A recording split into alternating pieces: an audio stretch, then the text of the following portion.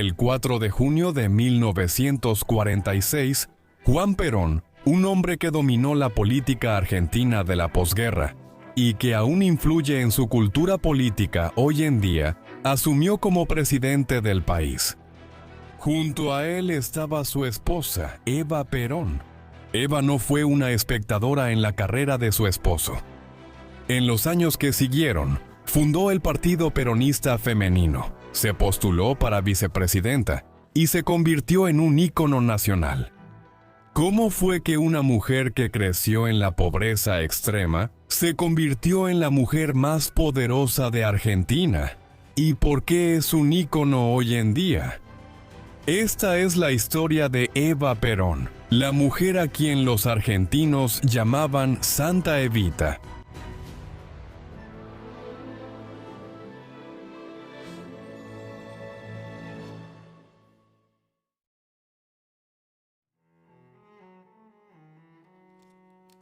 La mujer conocida en la historia como Eva Perón nació el 7 de mayo de 1919 en Los Toldos, un pequeño pueblo en la provincia de Buenos Aires, en Argentina. Su nombre de bautismo era María Eva Ibarguren. Su padre era Juan Duarte, un rico hacendado local. La madre de Eva era Juana Ibarguren, hija de un comerciante local, que provenía de la región vasca de España. A los 15 o 16 años, Juana fue amante de Duarte. Aunque ya estaba casado y tenía una familia, Juan de todas formas se estableció con Juana en Los Toldos durante varios años. La pareja tuvo 5 hijos juntos, 4 hijas y un hijo: Blanca, Elisa, Juan, Herminda y Eva María. A pesar del ferviente catolicismo de la gente de Los Toldos, los padres de Eva no enfrentaron inicialmente mucho estigma social por su relación. La familia vivía en una de las casas más bonitas del pueblo. Los hijos mayores de Juana la recordaban glamurosa en su juventud. Se vestía a la moda, se maquillaba con destreza y usaba perfume, algo que pocas mujeres del lugar podían permitirse. Los hijos de Juana estaban bien cuidados y vestidos. La única señal de una sombra sobre estos primeros años es que Juan se negó a permitir que sus hijos ilegítimos usaran su apellido. Aunque el acta de nacimiento de Eva Perón ya no existe, quienes afirman haberla visto dicen que al nacer le dieron el apellido de su madre, Ibargoren. Además, cuando Eva tenía apenas un año, Juan Duarte abandonó a Juana y a sus hijos y regresó con su esposa legítima y su familia en Chevilcoy. No se sabe por qué lo hizo en 1920. Por su decisión, Juana y sus hijos tuvieron que mudarse a una casa pequeña de 2 habitaciones cerca de las vías del tren. Juana empezó a trabajar como costurera para sobrevivir. Además, Juana y sus hijos ahora tenían que lidiar con un estigma social mucho más evidente debido a su ilegitimidad. Circulaban rumores sobre el supuesto comportamiento libertino de la madre de Eva con cualquier hombre, incluso tras encuentros inocentes con el carnicero o el cartero. Juana soportó estas pruebas con toda la dignidad que pudo, pero sus hijos también escuchaban estos rumores crueles por todo el pueblo. En 1926, cuando Eva tenía apenas 6 años, la familia recibió la noticia de que Juan Duarte había muerto repentinamente, probablemente a causa de un ataque al corazón o un derrame cerebral. Cuando Juana intentó ir al funeral de Juan Duarte en Chevilcoy con sus hijos, ocurrió una confrontación dramática. La viuda de Juan finalmente fue convencida de permitir que los niños entraran y se despidieran brevemente de su padre, pero Juana fue obligada a esperar afuera. Cuando Eva tenía 8 años, empezó a asistir a la escuela local en Los Toldos. La maestra de Eva la recordaba como una niña bien portada, pero tímida y que faltaba seguido a la escuela. Sus maestros solo recuerdan su expresión seria, cabello negro y corto, y ojos grandes marrón oscuro. La experiencia de la pobreza y el rechazo, sin duda tuvo un impacto profundo en Eva, quien aún no tenía la edad suficiente para entender completamente por qué ella y su familia eran tratados de manera diferente, pero sí la suficiente para interiorizar el dolor. Eso muy probablemente ayudó a moldearla en una defensora feroz de la igualdad en Argentina. En 1930, cuando Eva tenía 11 años, la familia Duarte se mudó a la ciudad cercana de Junín.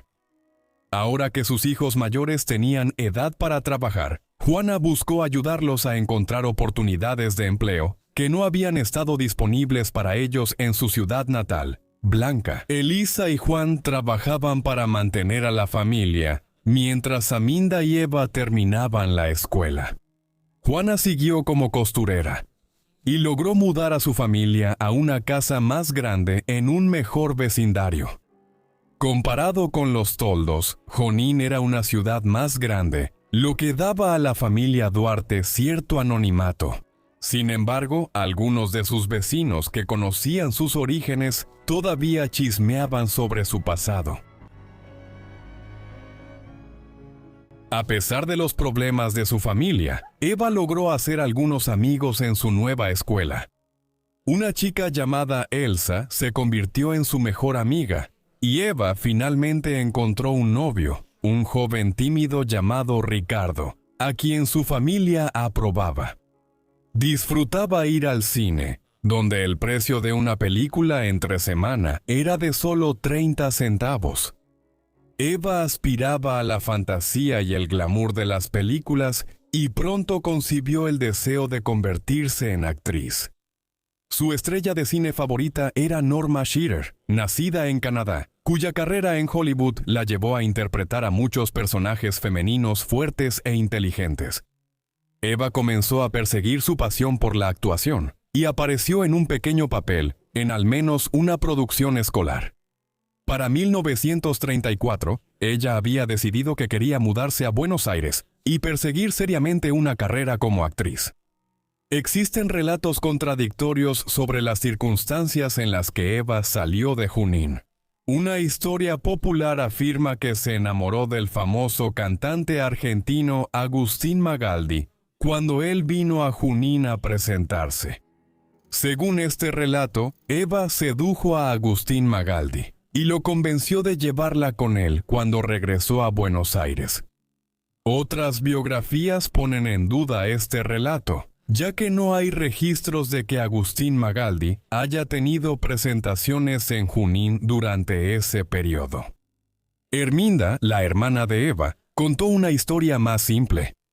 Según ella, su madre simplemente cedió ante las repetidas súplicas de Eva y la llevó a Buenos Aires a principios de la primavera de 1935, para que Eva pudiera recorrer los teatros y las estaciones de radio en busca de audiciones. El gerente de una estación de radio local le ofreció un contrato y un pequeño papel en una próxima radionovela.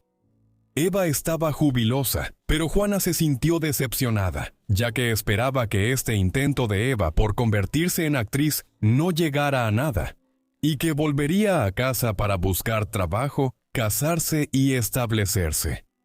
En cambio, con solo 15 años de edad, Eva estaba sola en Buenos Aires.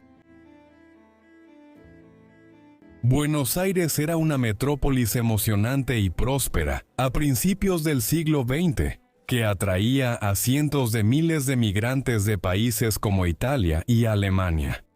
La bulliciosa capital de Argentina alcanzó un hito poblacional de 2.5 millones de personas a mediados de la década de 1930, convirtiéndola en la tercera ciudad más grande de América en ese momento, después de Nueva York y Chicago. Sin embargo, Argentina fue gravemente afectada por el colapso de Wall Street y la Gran Depresión, y su economía nunca se recuperó por completo. En solo unos pocos años, casi 500.000 de personas migraron desde el interior argentino conocido como La Pampa hacia Buenos Aires en busca de trabajo. Estos migrantes de clase trabajadora poblaron los barrios cercanos a la ciudad, alquilando habitaciones en conventillos y viviendo en chozas en las afueras. Eva Duarte era solo una de muchas mujeres jóvenes y trabajadoras llenas de esperanza que habían llegado recientemente desde las polvorientas llanuras de La Pampa con sueños de convertirse en una estrella. Ella enfrentó dificultades en sus primeros años en la ciudad y tuvo que madurar rápido por la vida que eligió. Obtuvo papeles ocasionales en obras como El beso fatal, aunque durante esto tuvo que defenderse de avances sexuales del actor principal, quien también dirigía la compañía. Dejó la empresa y se mudó con una amiga a una habitación compartida. Una compañera actriz, ex colega de Ava, recordó que tuvo que vender varias piezas de joyería para poder pagar la renta en ese momento. Sin embargo, Ava persistió y amplió sus actividades profesionales, modelando para revistas locales, organizando una competencia de tango e incluso participando en un concurso de belleza. Aunque no ganó, un amigo de Ava recordó que ella se enamoró y se mudó con un novio en 1937 o 1938. Todos, recordó la actriz, esperaban que los dos se casaran, pero después de poco más de un año juntos. Él había empacado el departamento mientras Ava estaba fuera y la dejó sin decirle una palabra.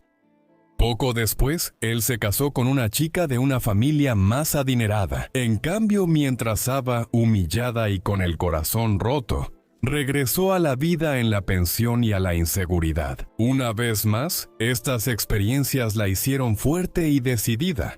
Durante esos años, la apariencia de Ava también cambió después de su llegada a Buenos Aires. La chica delgada, tímida y de cabello negro, se transformó en una joven de aspecto glamoroso. Se vestía tan a la moda como podía. A pesar de su presupuesto limitado, llevaba el cabello recogido en elegantes rizos al estilo de Hollywood y usaba un maquillaje audaz y artístico. Para 1939, Ava estaba decidida a cambiar de táctica. Aceptar papeles menores y mal pagados no había llevado a mejores oportunidades. En cambio, comenzó a visitar las oficinas de la revista Sintonia, una de las publicaciones de celebridades y moda más visibles y exitosas de Argentina. A medida que Ava pasaba cada vez más tiempo en las oficinas de la revista, comenzó a cultivar una amistad cordial con el personal en general, y más importante aún, con el editor de la revista, Emilio Katulovich. Esta estrategia dio resultados excepcionalmente buenos, y Ava pudo aprovechar su relación con la revista Sintonia para publicitar su último proyecto. Poco antes de cumplir 20 años, Ava formó una pequeña productora con un inversionista y un guionista, y comenzó a presentar sus propias producciones a estaciones de radio locales. Ella y sus socios se especializaron en romances y telenovelas, en las cuales Ava fue la protagonista durante los siguientes 2 años. Estas radionovelas sentimentales ayudaron a Ava a encontrar su lugar como actriz. Su voz suave y vacilante era ideal para estos programas. Estos éxitos hicieron que Ava recibiera ofertas para 2 películas regionales en 1940. Fue la carrera radiofónica de Ava, más que su carrera cinematográfica, la que más contribuyó a su éxito. La radio estaba más desarrollada y era un medio más lucrativo para actores, escritores y otros artistas. Durante principios del siglo XX, mucha más gente escuchaba la radio en Argentina que la que apoyaba a la industria cinematográfica nacional. Y había mucha más inversión en la radio. Gracias a la seguridad garantizada por la estabilidad de la industria, el mercado de la radio en Argentina era el segundo más grande del mundo en ese momento, superado solo por Estados Unidos. Los programas musicales presentaban tango y jazz, y cada estación transmitía un noticiero diario, pero, por mucho, los programas de radio más populares eran las telenovelas. Fue como una de las principales estrellas de telenovelas que Ava Duarte finalmente logró triunfar como actriz. En 1941, tomó medidas para asegurar una independencia creativa y laboral aún mayor. El hermano de Ava, Juan, había pasado algunos años trabajando como vendedor para la compañía de jabones Goreno, cuya estrategia publicitaria se basaba principalmente en anuncios de radio. Juan logró ayudar a su hermana a conseguir un contrato publicitario con Guerrero, y como resultado, Ava ya no tuvo que depender de los ejecutivos de la estación para conseguir financiamiento para sus producciones. Ahora había ayudado a construir una empresa que producía contenido de entretenimiento muy deseado, el cual se pagaba solo. Y pronto consiguió un contrato para transmitir sus programas en la estación de radio más popular de Argentina, Radio El Mundo.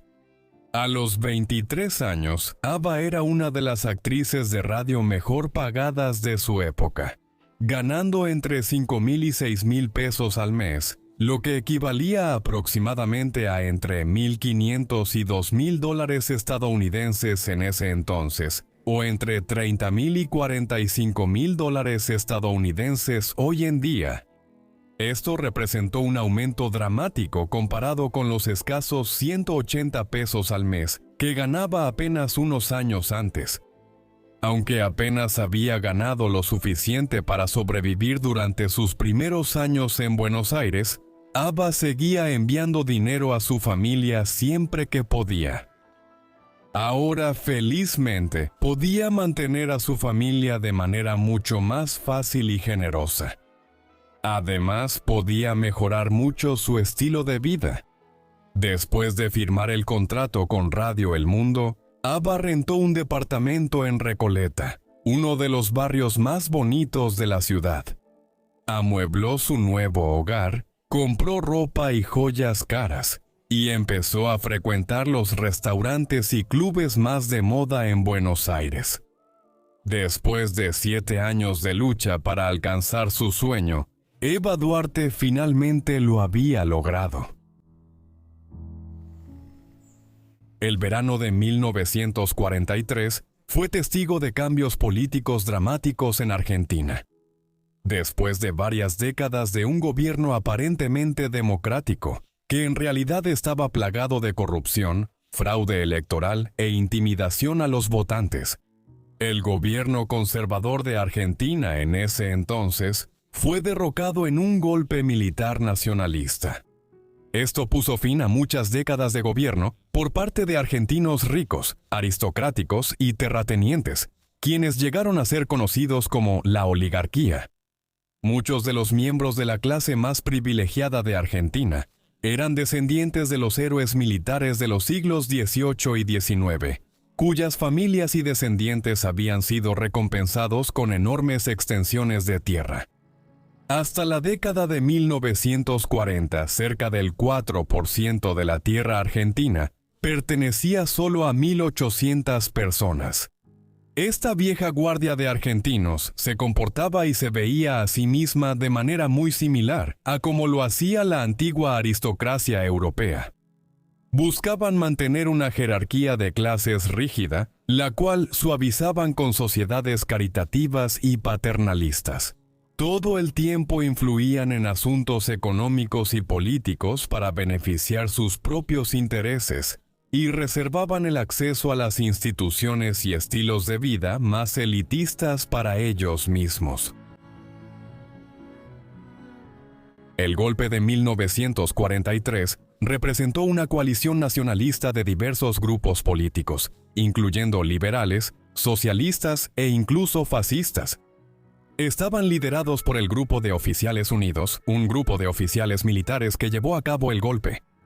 Aunque los miembros de esta coalición diferían enormemente sobre las formas ideales de gobierno, todos podían estar de acuerdo en que Argentina necesitaba urgentemente reformas políticas y sociales. Una de las muchas áreas de la vida argentina que experimentó interferencia y reformas fue el arte y el entretenimiento, lo que llevó a Ava Duarte a tener contacto directo con el nuevo gobierno. El gobierno militar no solo buscaba silenciar la disidencia política contra el nuevo orden, sino que también enfatizaba una preferencia por un tono moral elevado en el entretenimiento popular. Las radionovelas se volvieron menos atrevidas y sensacionalistas. El proceso de producción también se volvió más largo, requiriendo que los guiones fueran sometidos a la aprobación del gobierno antes de la transmisión. ABBA fue flexible y colaboró amigablemente con los reformadores del gobierno, lo que le ganó buena voluntad entre ellos. Ella creó y presentó un programa al funcionario de Radio Belgrano, para un programa titulado Grandes Mujeres de la Historia, en el que cada episodio narraría la vida de una figura femenina histórica importante. La oficina aprobó el proyecto, que ABBA presentó como educativo y moralmente edificante. ABBA interpretó a varias mujeres en el programa de radio, como la reina primera Isabel I de Primera Inglaterra y Alexandra Fyodorovna, última zarina de Rusia. En ese tiempo, ABBA conoció al coronel Juan Domingo Perón. A mediados de enero de 1944, un terrible terremoto sacudió la ciudad andina de San Juan, un desastre que cobró la vida de al menos 6,000 personas y destruyó gran parte de la ciudad. Los principales ministros se reunieron de inmediato en Buenos Aires para formular una respuesta. Decidieron rápidamente realizar una campaña de recaudación para aliviar la carga financiera de los residentes de San Juan que perdieron sus hogares y seres queridos. El coronel Juan Perón, entonces secretario de Trabajo, propuso recaudar fondos para las artes, donde actores, cantantes y celebridades locales recorrerían barrios acomodados para recolectar donaciones. Esto sería seguido por una extravagante gala benéfica. Fue durante la planificación de este evento que Juan Perón y Eva Duarte se conocieron por primera vez. Las memorias de Eva y Perón deben leerse con escepticismo por su evidente objetivo propagandístico. Ambos recordaron su primer encuentro con cariño. Al enterarse de la colecta propuesta, Eva fue a la oficina de Perón para ofrecerse como recaudadora famosa. A ambos les agradó el otro de inmediato. Eva describió el día en que conoció a su futuro esposo como su día maravilloso, mientras que Perón recordaba con nostalgia la belleza de Eva y su entusiasmo por la causa. El evento fue un gran éxito, y Eva apareció esa misma noche en el gran baile en el Hotel Luna Park. Luce un vestido negro de noche, guantes largos y sombrero blanco con plumas. Los asistentes al baile recordaron que, al concluir la noche, Eva y Perón se fueron juntos de la fiesta. Apenas unas semanas después de comenzar su romance con Perón, Eva empacó su departamento y se mudó con él. Una versión afirma que ni siquiera se lo dijo antes. Simplemente se mudó y le pidió a la otra amante de Perón que empacara y regresara a su ciudad natal. Cuando Perón llegó a casa esa noche, Eva estaba cómodamente instalada en su departamento, como si siempre hubiera estado ahí. Se dice que Juan no pronunció ni una palabra en protesta, ni hizo ninguna pregunta. Aceptó la nueva presencia de Eva en su vida. Para la mayoría de los observadores, durante los primeros 2 años de su relación con Perón, Eva parecía ser simplemente su amante, en lugar de cualquier tipo de socia política. Vivían juntos, recibían amigos juntos, y Eva continuó persiguiendo su carrera como actriz, aunque con convenientemente menos obstáculos para su éxito. Al relacionarse con un hombre poderoso, se volvió más glamurosa, vestía extravagante y se teñía el cabello, un rubio dorado claro, un tono que mantuvo por el resto de su vida y que se convirtió en un componente distintivo de su imagen icónica. Eva continuó participando en programas de radio, y consiguió 2 papeles en películas en 1944. La cabalgata del circo, protagonizada por la actriz argentina Libertad Lamarque, y una película propia titulada El Pródigo, la cual, aunque estaba programada para estrenarse en el otoño de 1945, no se lanzó hasta la década de 1980. El matrimonio de Ava en octubre de 1945 con Perón frustró el estreno de la película, que se decía que era demasiado sensacionalista para estar a la altura de la dignidad de la esposa del hombre que estaba a punto de convertirse en el nuevo presidente de Argentina. Antes de 1945, aunque Ava apenas parecía interesada en la política, cuando los colegas de Perón visitaban su departamento para hablar de política, Ava ofrecía refrigerios y nunca se ofrecía a participar. Sin embargo, esto no significa que Perón mantuviera a Ava al margen de sus planes políticos. Ellos claramente fueron socios políticos desde el principio de su relación. Durante el periodo de gobierno militar en Argentina, entre 1943 y 1946, el enfoque político de Perón le había ganado mucha más aprobación pública que a sus colegas en el gobierno. La mayoría de ellos, incluido el presidente Pedro Pablo Ramírez, hizo poco esfuerzo por acercarse al pueblo argentino. Perón, en cambio, buscó el apoyo directo del pueblo. Era apuesto, sociable y carismático, y además supo aprovechar al máximo su puesto como secretario de Trabajo. Por ejemplo, impulsó la creación de nuevos sindicatos, ayudó a establecer jornadas laborales mínimas, un aumento del salario mínimo y licencias pagadas por enfermedad y vacaciones. Estos esfuerzos hicieron que Perón se volviera enormemente popular entre la clase trabajadora, que representaba el sector económico más grande de la población argentina, así como su mayor bloque de votantes. Ava condujo en 1944 un programa de radio pro-peronista llamado Hacia un futuro mejor, donde elogiaba los logros del coronel.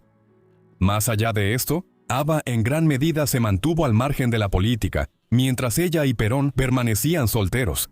Cuando Perón fue arrestado brevemente en octubre de 1945 por sus opositores en el gobierno, quienes temían su creciente poder entre la clase trabajadora. Las crónicas históricas populares afirman que Ava tocó puertas por todo Buenos Aires y coordinó a los miles de trabajadores argentinos que marcharon hacia la Casa Rosada, sede del gobierno argentino. Para exigir la liberación de Perón, sin embargo, en realidad, Ava no tuvo control sobre las circunstancias que llevaron a la liberación de Perón. El mérito de esa hazaña pertenece únicamente al pueblo argentino.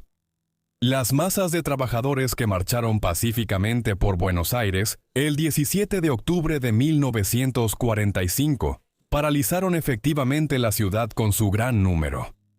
Las cifras de manifestantes difieren, pero algunos historiadores estiman que fueron hasta 250,000 de personas.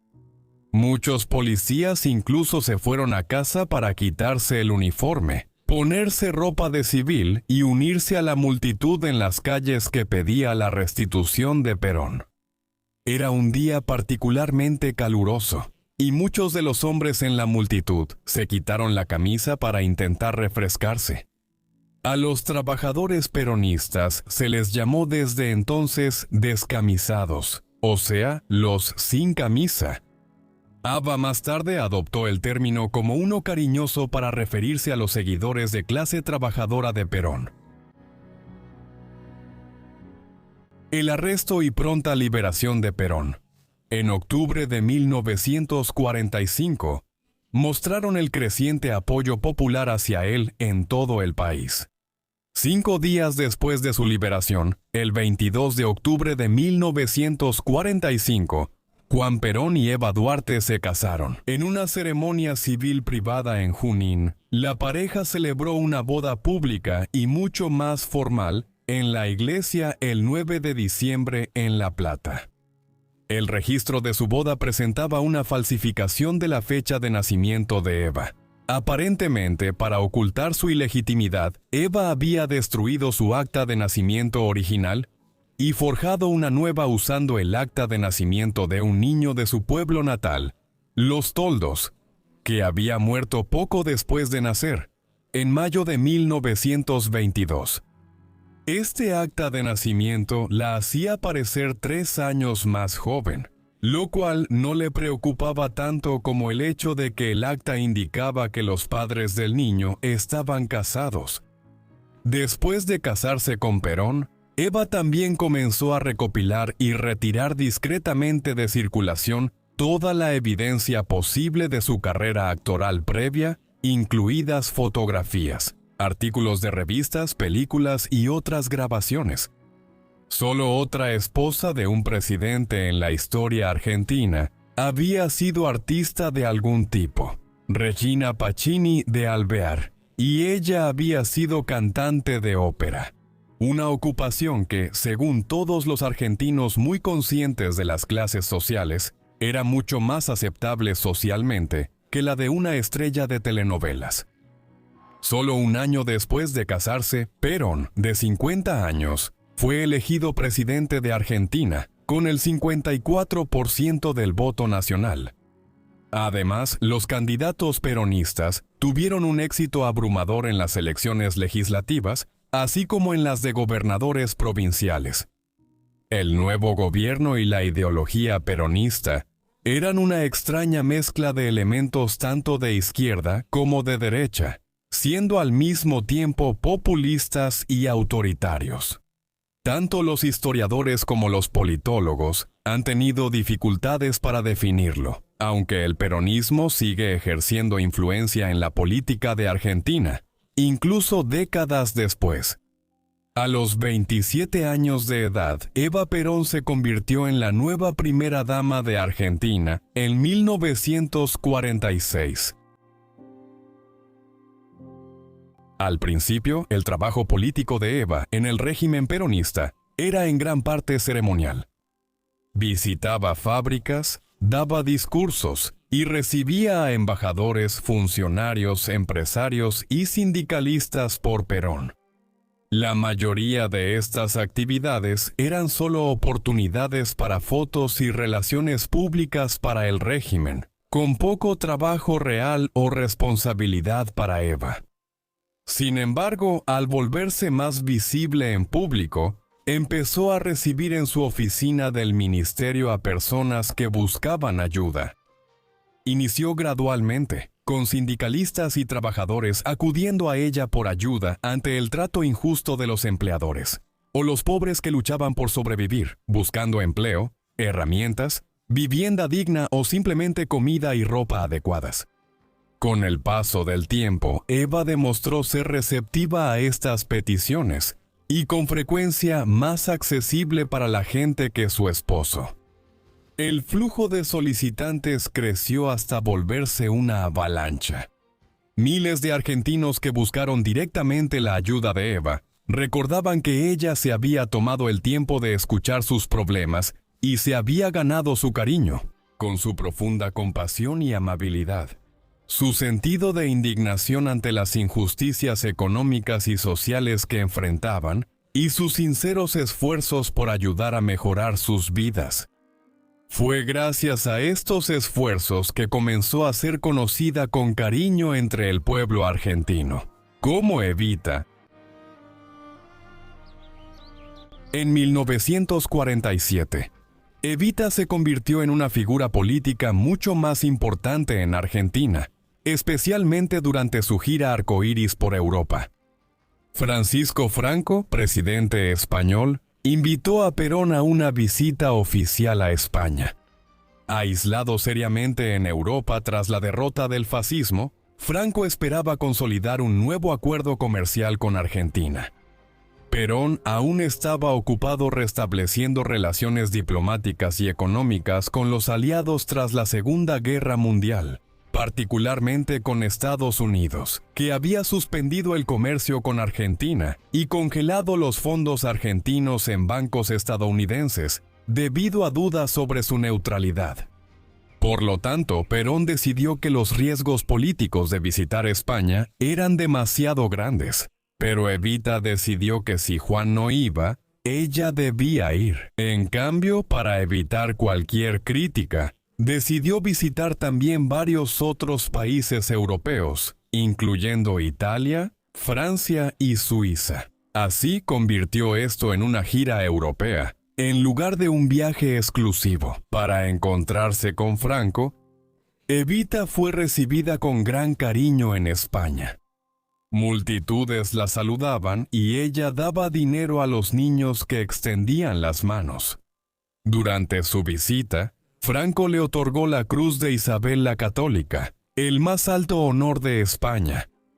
Su recibimiento fue menos entusiasta en Italia, Francia y Suiza.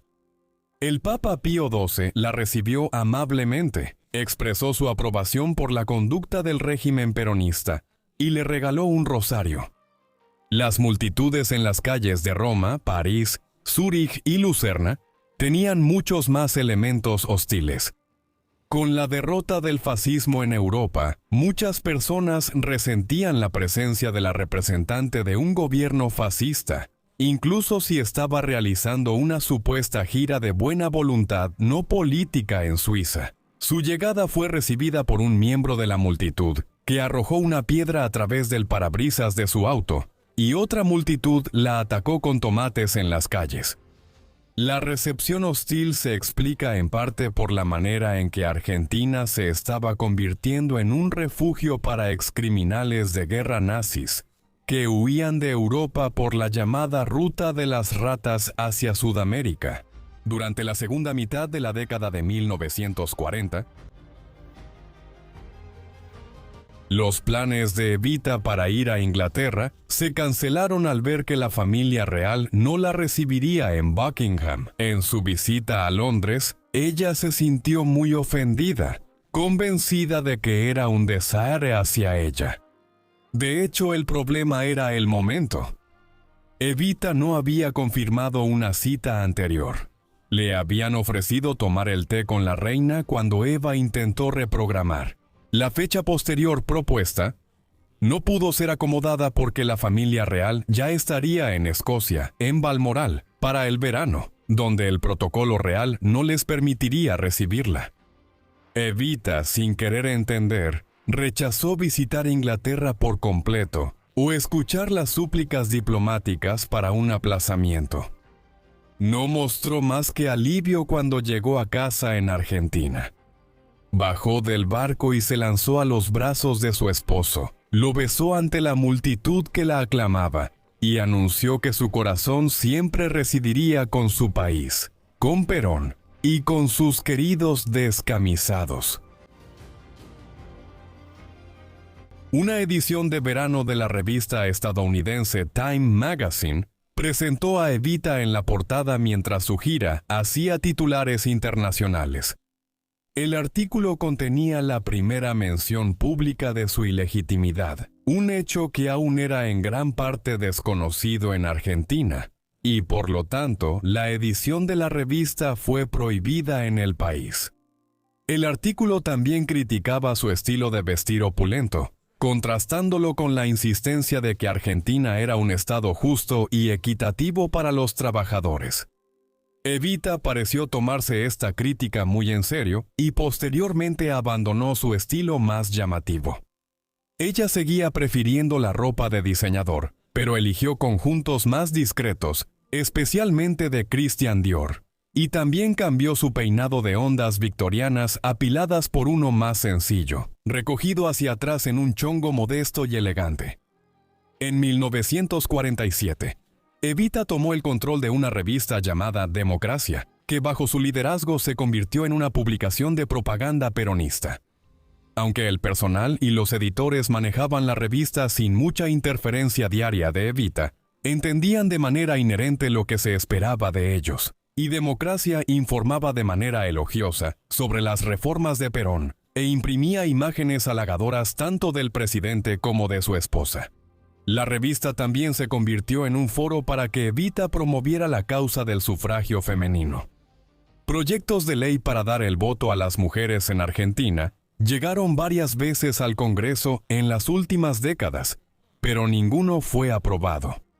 Cuando el Congreso ratificó el proyecto de sufragio femenino en septiembre de 1947, Perón firmó la ley y la entregó a Evita, insinuando que la victoria era suya. En realidad, aunque había publicado artículos a favor del voto para las mujeres, Evita llegó bastante tarde a la lucha por el sufragio. La aprobación de la ley fue recibida con vítores de alegría por una enorme multitud de hombres y mujeres que se reunieron para ver a Perón firmar la ley en la Plaza de Mayo. Entre 1948 y 1951, Eva Perón alcanzó varios de sus mayores logros como primera dama de Argentina. Ella organizó y asumió el liderazgo del Partido Peronista Femenino tras la aprobación del sufragio femenino.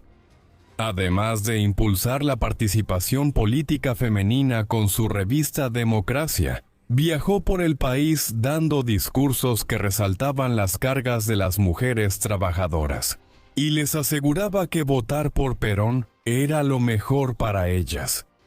En tan solo 3 años, el Partido Peronista Femenino estableció más de 3.000 capítulos locales en toda Argentina, gracias a sus esfuerzos activos para involucrar a las mujeres en el proceso político. Eva ha sido considerada una feminista por algunos estudiosos de género, pero en realidad tenía poco en común con las feministas filosóficas del siglo XX. Más bien, ella defendía públicamente valores más tradicionales y desestimaba a las feministas teóricas como mujeres que no sabían cómo ser mujeres. Sin embargo, es difícil excluir a Evita del contexto más amplio del movimiento global de mujeres por la igualdad, porque casi por sí sola llevó a millones de mujeres argentinas a la arena política por primera vez. Al empoderar e inspirar a las mujeres para involucrarse en la política y ganar su lealtad, Evita casi con toda seguridad aseguró la reelección de Perón en 1952. Gracias a sus esfuerzos políticos, casi el 63% de las mujeres argentinas votaron por Perón. 1948 también fue el año en que Evita estableció la Fundación Eva Perón, la iniciativa por la que probablemente merece más crédito y reconocimiento. Para la primavera de ese año, se decía que recibía alrededor de 12.000 cartas al día de personas que pedían trabajo, comida, dinero, medicinas para un hijo enfermo, e incluso artículos como zapatos, dentaduras, utensilios de cocina y máquinas de coser. Estas solicitudes tímidas de argentinos pobres conmovían a Eva, quien provenía de un entorno tan humilde como ellos. La caridad en Argentina en ese entonces era organizada principalmente por la Sociedad de Beneficencia, integrada por damas ricas y aristocráticas. La esposa del presidente solía ser invitada a dirigir la sociedad, pero Evita fue rechazada debido a su origen de clase trabajadora y a su anterior carrera como actriz. Sin embargo, las damas de la sociedad dijeron que no le pidieron dirigirlas porque era muy joven. Eva respondió tomando el control de la financiación de la sociedad, que en la década de 1940 era dada por el gobierno. El trabajo de la propia fundación de Eva, que inicialmente estableció con 10.000 pesos de su propio dinero, superó con creces los logros de la sociedad. El trabajo diario de Eva en su oficina pronto requirió una mayor organización. Para verla o hacerle una petición, era necesario sacar cita. Ella dedicaba unos minutos a cada solicitante, escuchando y solidarizándose con sus problemas. Luego, uno de sus secretarios llenaba un formulario con una lista de los fondos o bienes que se entregarían, y Evita invariablemente regalaba a cada solicitante 2 billetes nuevos de 50 pesos. En solo unos pocos años, la financiación y los activos de la Fundación Eva Perón ascendieron a aproximadamente 3.000 millones de pesos o 200 millones de dólares. Se financiaba con donaciones de sindicatos, líderes empresariales y políticos, así como con impuestos a los boletos de cine, boletos de lotería y juegos de casino. Algunos argentinos adinerados se quejaron de opresión política cuando se negaron a donar a la fundación, alegando que la negativa invitaba a represalias políticas y económicas en su contra por parte del régimen peronista. Políticos y empresarios que visitaban a Evita por ayuda o consejo debían esperar. Su turno con Evita no les daba prioridad sobre ninguno de sus descamisados, quienes también habían esperado pacientemente para verla. Además, vaciaban sus carteras y le daban el efectivo al visitarla. A menudo se quedaba sin dinero para los pobres a mitad de su jornada, y entonces persuadía a los visitantes adinerados. «Vamos, tú puedes pagarlo. El gobierno te da mucho dinero». Durante solo los 3 años de su existencia, la Fundación Eva Perón construyó escuelas públicas y hospitales en toda Argentina, otorgó becas, construyó casas para familias sin hogar y hogares de retiro para ancianos, y ayudó a millones de familias pobres y en dificultades a mejorar su calidad de vida. De muchas maneras pequeñas, la institución contaba con un equipo completo de trabajadores sociales que organizaban y entregaban todos los fondos, bienes e infraestructura. Evita nunca estuvo realmente obligada a dedicar las largas horas que regularmente daba para recibir a cada solicitante y escuchar sus necesidades. Pero fue esta demostración de amor por el pueblo, especialmente por los menos afortunados entre ellos, lo que le ganó su sincero cariño. A cambio, personas llorosas y agradecidas se arrodillaban ante ella, como ante una santa. El confesor de Eva se maravillaba de su compasión. Ella imponía sus manos sobre los pobres enfermos y los besaba. Él recordaba incluso a aquellos con piojos, sífilis, tuberculosis y lepra. Cuando otros intentaban detenerla o limpiarla con alcohol. Tras esas interacciones, ella respondía con enojo e indignación. «Piensen en lo que esta muestra de amor significa para ellos», exclamaba. A veces comentó una vez: «He querido golpear a la gente en la cara para que vean, aunque sea por un día, lo que yo veo cada día. Yo ayudo a la gente». Entre 1948 y 1951, Evita trabajó en su fundación y actividades políticas hasta 20 horas diarias. Juan la regañaba por trabajar mucho y le pedía cuidar su salud, pero ella no le hacía caso. Cuando él le suplicaba que pensara en su deber como su esposa, ella respondía que su deber como esposa y su deber con el pueblo eran uno y el mismo. Aunque las masas la amaban, los críticos de Evita murmuraban en tono oscuro y resentido que su manera de manejar los asuntos del gobierno reducía a todos, ricos y pobres por igual, a la condición de suplicantes. De pie ante la benevolente señora con sus sombreros en la mano, criticaban lo ostentoso de su labor fundacional, llamándolo un derroche y mala administración de los recursos públicos. Pronto quedó claro para los miembros del partido que solo los aduladores acríticos eran bienvenidos en el campo peronista, por lo que algunos comenzaron a abandonar el partido en silencio.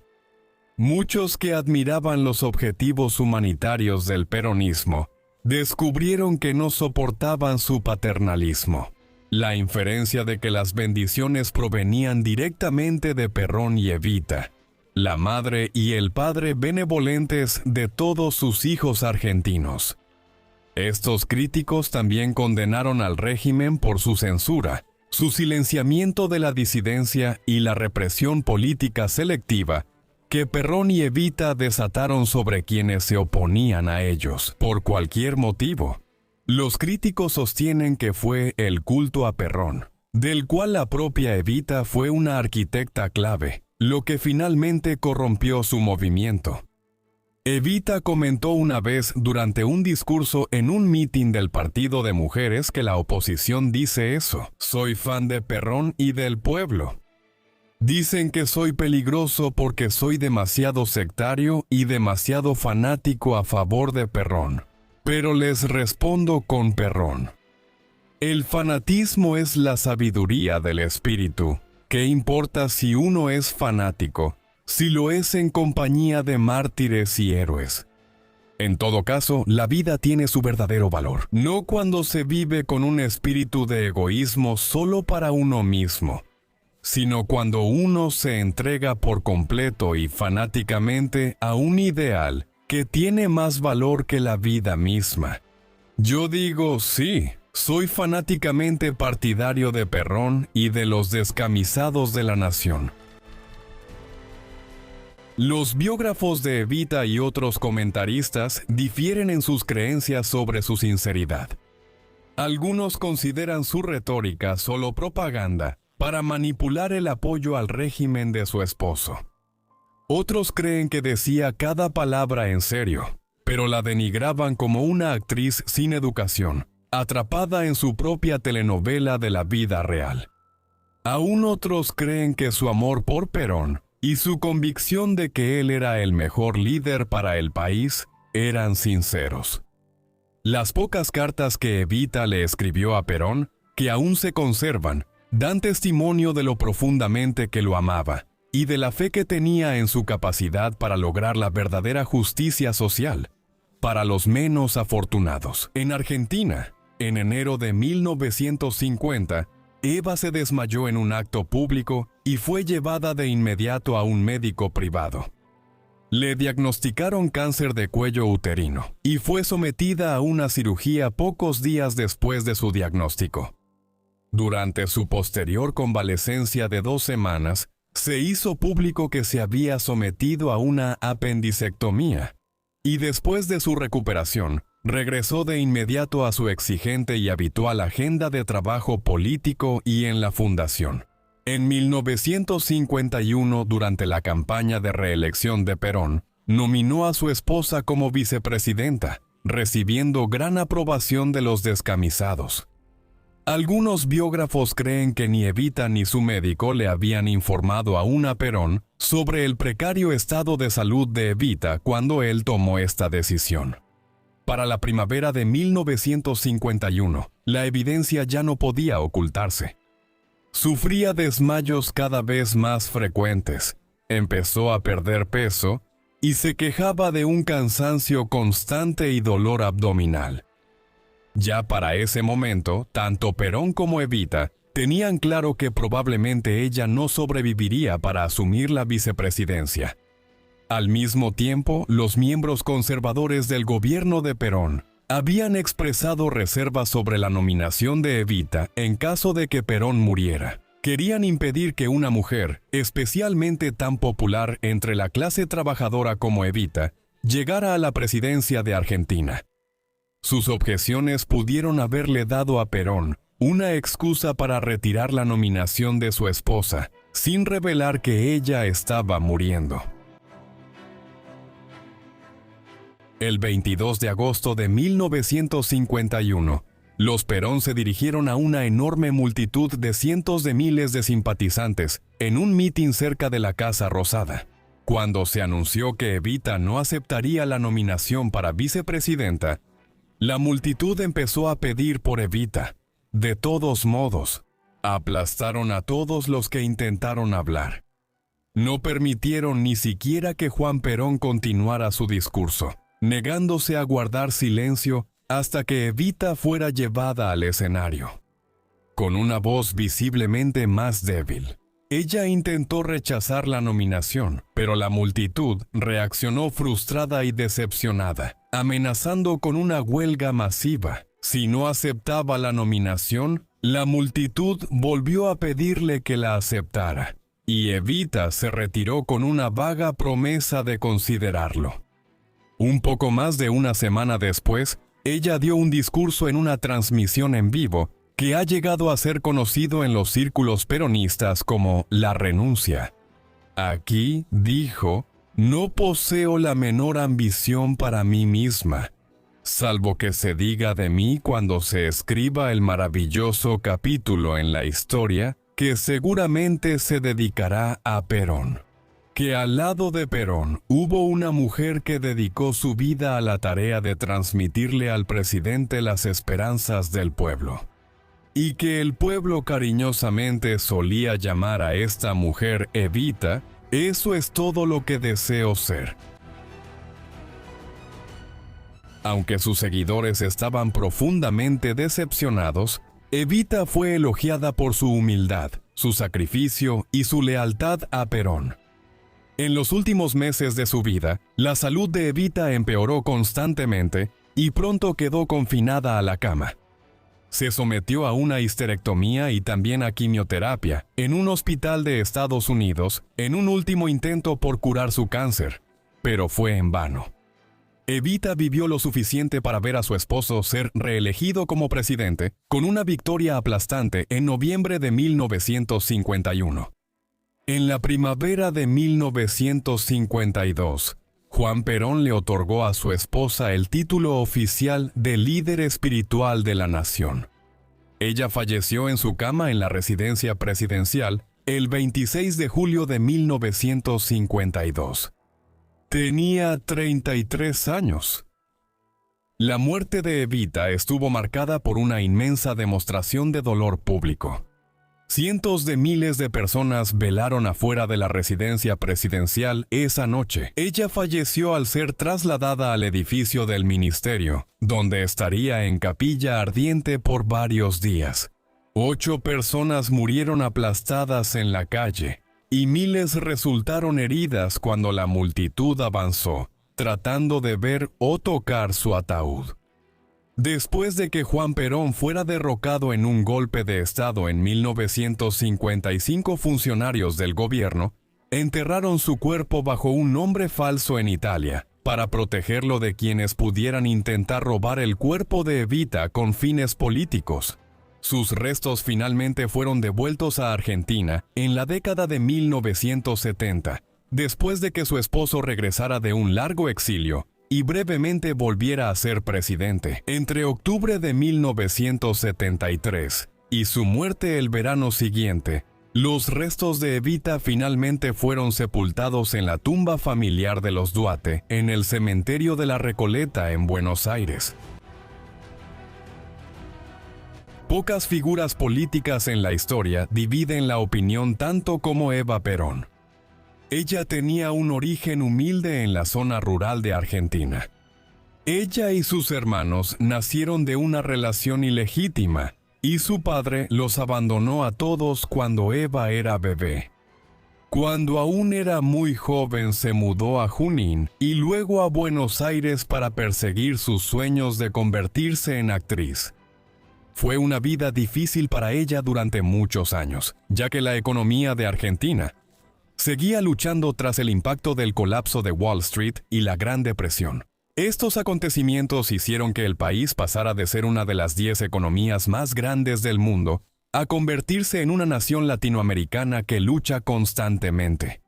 Su gran oportunidad llegó después de la Revolución Argentina de 1943 y entonces los esfuerzos del nuevo régimen por acercarse a la comunidad del entretenimiento la pusieron en contacto con el coronel Juan Perón, y rápidamente se convirtió en su amante y luego en su esposa.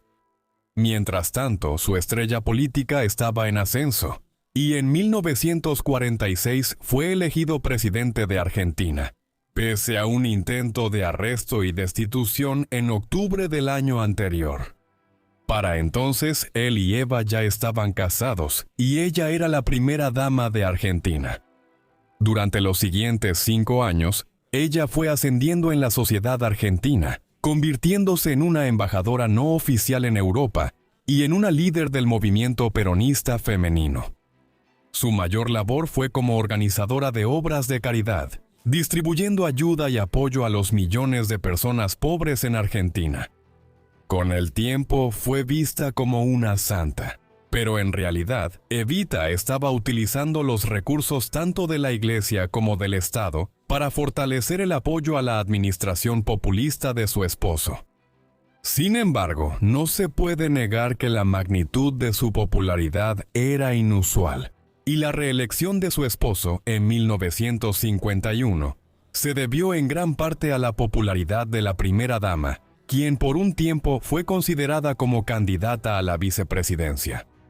El régimen de Juan perdió apoyo tras la muerte de ella en 1952 y fue derrocado en 1955.